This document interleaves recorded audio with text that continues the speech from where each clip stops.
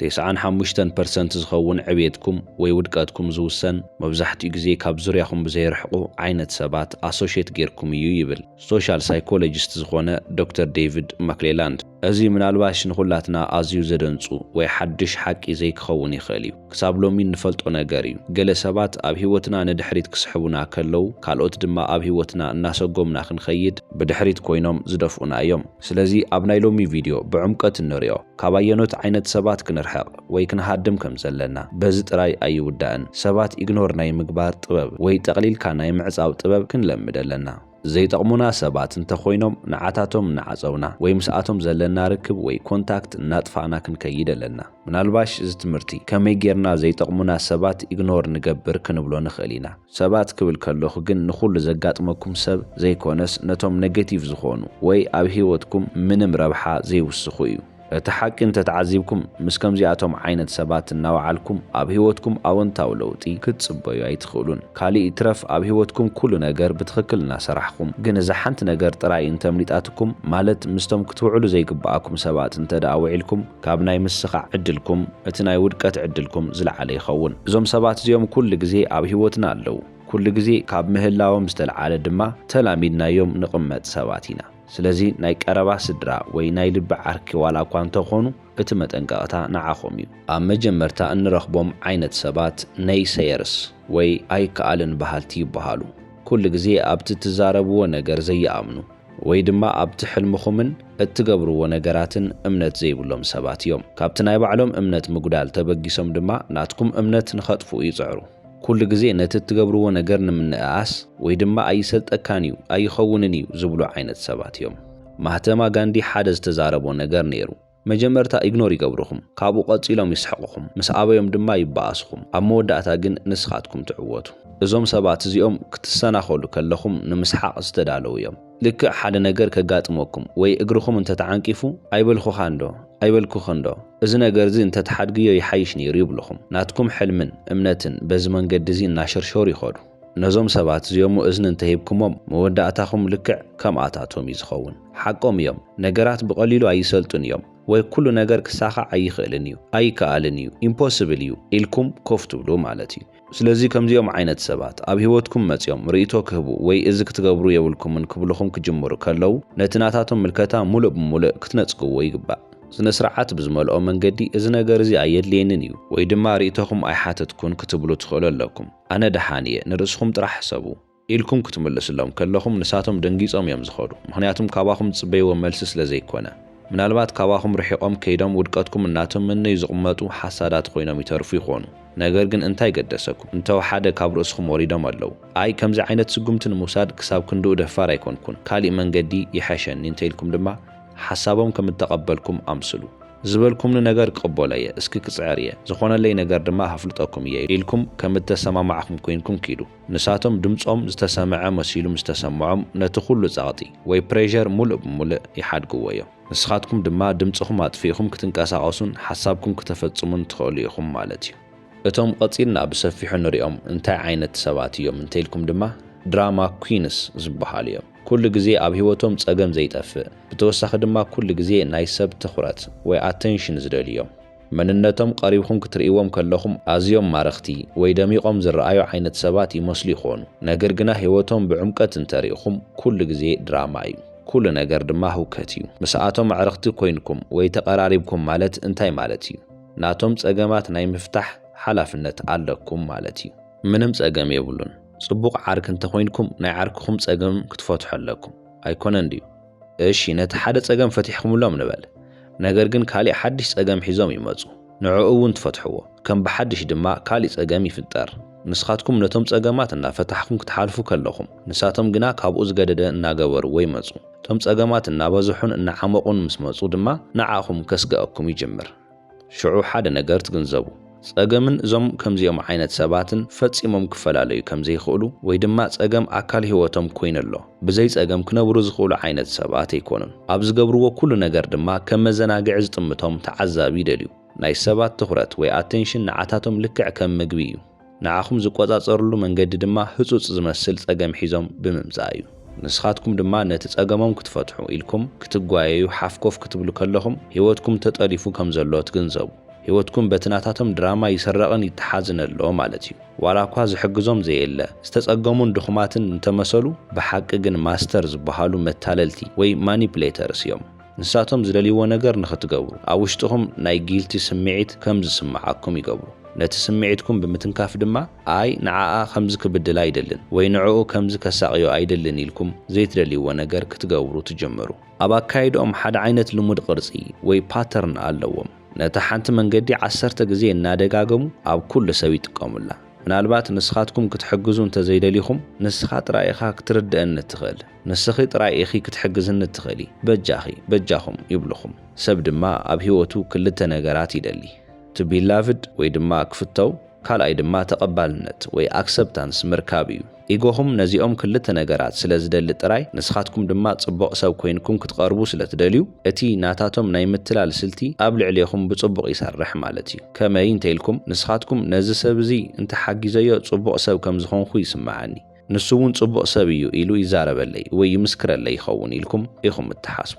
ከም ኣጋጣሚ ኮይኑ ግና እንተዘይጥዕምኩም ወይ ነቲ ጸገም ክትፈትሑ ኣብቲ ቦታ እንተዘይተረኺብኩም ነቲ ጸወታ ከመይ ገይሮም 360 ዲግሪ ኣዚሮም ኣብ ልዕሊኹም ከም ዝመልስዎ ብጣዕሚ ዝገርመኩም። ስሱዕ ወይ ንርእሱ ጥራይ ዝሓስብ ይብልኹም። ክሳብ ሎሚ ዝገበርኩምሎም ኩሉ ነገራት ንዓኣቶም ከም ምንም ኣይቁጸርን። ካብ መጀመርታ እውን ውዕለታኹም ሓሲቦም ኣይፈልጡን።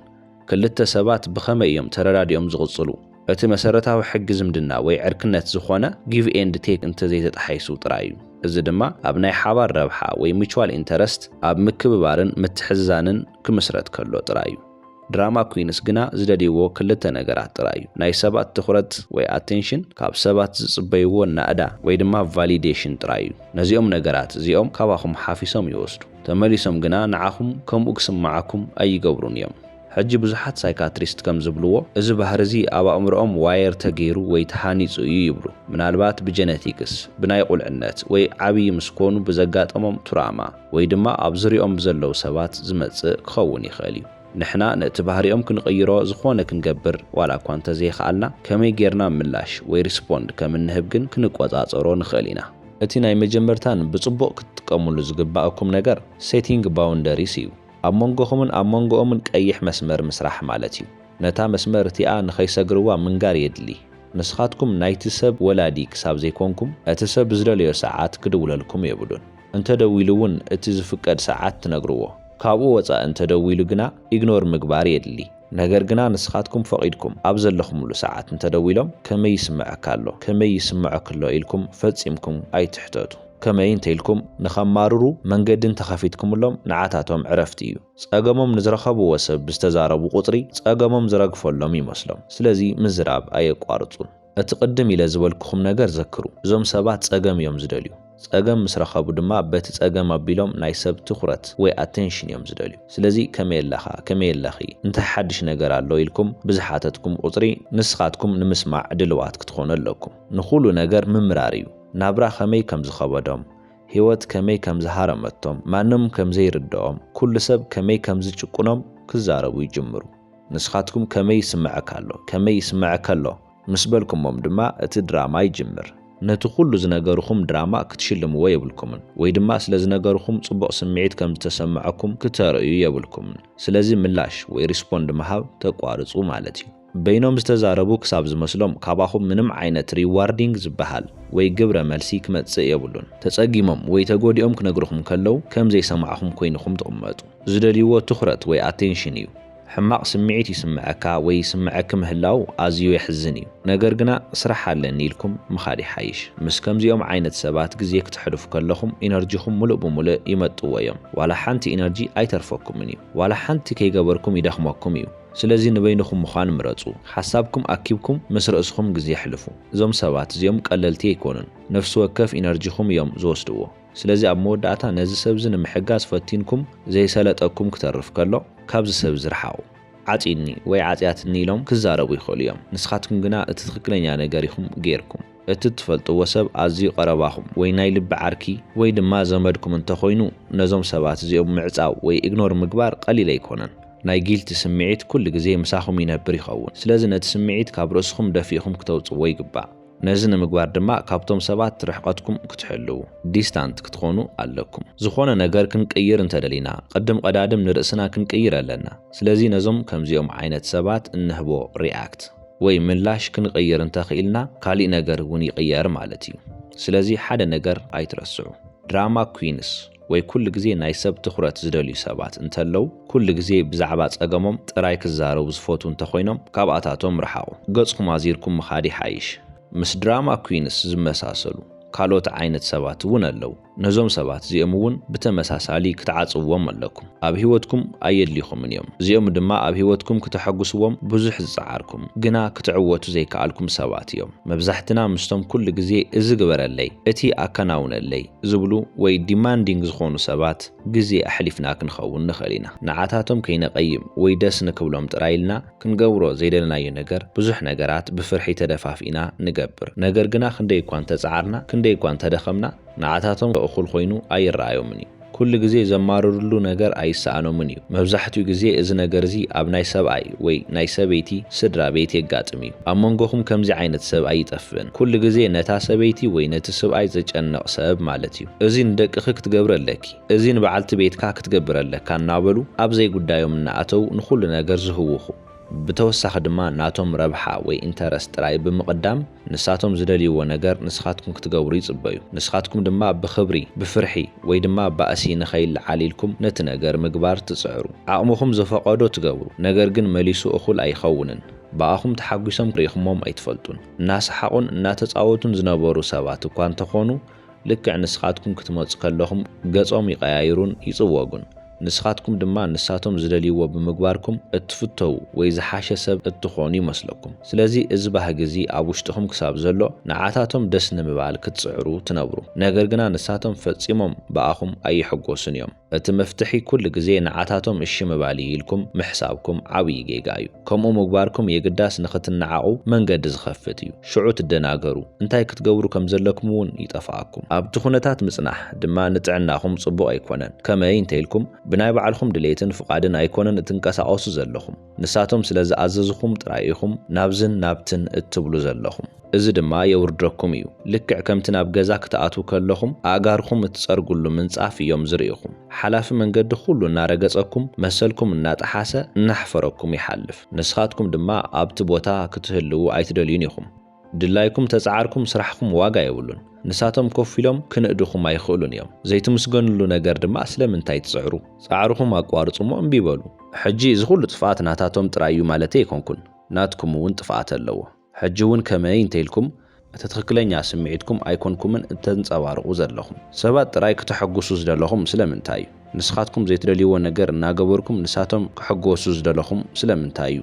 ካብኡ ክትሃድሙሉ ትደልዩ ሓደ ኢንሴኪሪቲ ወይ ናይ ዘይምትእምማን ስምዒት ኣለኩም ማለት እዩ ንስኻትኩም ኣብ ርእስኹም ዘይትተኣማመኑሉን እትሓፍሩሉን ድኹም ጎንኹም ምእንቲ ከይቃላዕ ወይ ምስኡ ንኸይትጋፈጡ ጥራይልኩም ካልኦት ሰባት ኣብ ህይወትኩም ክቕልዱ ትፈቕደለኹም እምቢ ንምባል ስለትፈርሑ ወይ ንሰባት ከይተቆጥዑ ስለትጭነቁ ብኻሊእ ወገን ድማ ነቐፌታ ክትቀበሉ ስለዘይትኽእሉ ንበይንኹም ምዃን ስለትፈርሑ ወይ ድማ ጊልቲ ከይስማዓኩም ጥራይልኩም እዚ ኩሉ ነገር ክትገብሩ ኣይግባእን እዩ ስለዚ ብኣቋምኩም ጸኒዕኩም ጠጠው በሉ እቲ ሰብ ዝደልዮ ነገር ንኽትገብሩሉ መሊሱ ናባኹም ክመጽእ ከሎ ሽዑ ንሽዑ እሺ ትበሉ ንስኻትኩም እትደልይዎ ነገር ክትሓስቡ ክትኽእሉ ኣለኩም ቀዳምነት እትህብዎምን ወይ ድማ ቫልዩ እትህብዎ ነገራት እንታይ እዮም ነቶም ንዓኹም ቫልዩ ዘለዎም ነገራት እናሓሰብኩም ንዓታቶም እናቐደምኩም ክትሓልፉ ኣለኩም እቲ ንሳቶም ዝደልይዎ ነገር ግድን ክፍጻም የብሉን ንስኻትኩም እንታይ ኢኹም እትደልዩ ንምንታይ ኢኹም ቀዳምነት እትህቡ እዚ ነገር እዚ ብጽቡቕ ክተስተንትንሉ ይግባእ ብንቕሓት ምሕሳብ ወይ ቲንኪንግ ኮንሽስሊ ኣዝዩ ከቢድ ነገር እዩ ልምምድ ድማ ይሓትት እቲ ካልኣይ መንገዲ ድማ ድምፅኹም ምስማዕ እዩ እትደልይዎ ነገር ናይ ምግላጽ መሰል ኣለኩም ነፍሲ ወከፍ ሰብ ናቱ ናይ ግሊ ርእይቶ ወይ ኦፒኒየን ኣለዎ ነዚ ንምግላጽ ድማ ኣይትሸማቐቑ ርእይቶኹም ወይ ናይ ግሊ ምልከታኹም ስለ ዝገለጽኩም ጥራይ ንሰባት ትእዘዙ ዘለኹም ኮይኑ ኣይስማዓኩምን ሓደ ግዜ ንሰባት ንስኻትኩም እውን ሰብ ምዃንኩም ክተዘኻኽርዎም ይግባእ ኣነ እውን ሰብየ ኣነ እውን ናተይ ድሌት ኣለኒ ንበዓልኹም ኢኹም ክትመርሑ ዘለኩም እትደልይዎ ነገር እናፈለጥኩም ግና ንሰባት ኢልኩም ብሕፍረት ወይ እዚ ሰብ እዚ ከይቀየመኒ ወይ ከይሓፍር ብምባል ጥራይ ክትገብርዎ ዘይትደልዩ ነገር ትገብሩ እንተሊኹም ደው በሉ እሞ ድምፅኹም ኣስምዑ ናትኩም ሓሳብ ናትኩም ቫልዩ ወይ ድማ ነቲ ንርእስኩም ዋጋ ትህብሉ ነገር ብጽቡቕ ክትዛረብሉ ይግባእ ነዚ ክትገብሩ ከለኹም ድማ ሓደ ዘይተርፍ ነገር ኣሎ እምቢ ክትብሉ ክትኽእሉ ኣለኩም እምቢ ምባል ክትለምዱ ኣለኩም እምቢ ንምባል ኣዝዩ ዝኸብዶ ሰብ ክትኾኑ የብልኩምን ዘጨንቐኩም ነገር ክትገብሩ እንተተኣዚዝኩም ወይ ክትኾኑ ዘይትደልይዎ ነገር ክትኾኑ እንተተሓቲትኩም እምቢ በሉ እንታይ ጸገም ኣለዎ ልክዕ እዩ ከምዚ ዝዛረቦ ቀሊል ዘይክኸውን ይኽእል እዩ ግና ቁሩብ ልምምድ ይሓትት ነገር ግና እዚ ልምምድ እዚ ንዓኹም ኣዝዩ የድልየኩም እዩ ነገር ግና ንሰባት ክተፍልጥዎም ይግባእ ንስኻትኩም ክትገብርዎ ዘይትደልዩ ነገር ናይ ምግባር ግዴታ የብልኩምን ክትገብርዎ እንተዘይደሊኹም ኣይገብሮን እየ ምባል ጥራይ እኹል እዩ ነቲ ነገር ስለምንታይ ክትገብርዎ ከም ዘይደለኹም ድማ ምኽንያት ወይ ሪዝን ምቕራብ ኣየድልየኩምን እዩ ንስኻትኩም እውን ሰብ ኢኹም ናይ ምምራጽ መሰል ኣለኩም ስለዚ እምቢ ንምባልኩም ምኽንያት ወይ ሪዝን ክትድርድሩ የብልኩምን ኣይምልከቶምን እዩ እምቢ ዝብል መልሲ ካብ እኹል ንላዕሊ እዩ ስለዚ ሸለል ክትብልዎም ዝግባኣኩም ሰባት ኢግኖር ግበርዎም ዓጺና እንተበልኹም እውን ምዕጻው ማለት ክሳብ ክንዱ ሕማቕ ነገር ማለት ኣይኮነን ንስኻትኩም መንገድኹም ስለ ዝመረጽኩም ጥራይ እዩ ክሳብ መወዳእታ ስለ ዝተኸታተልኹምኒ የመስግን ሰላም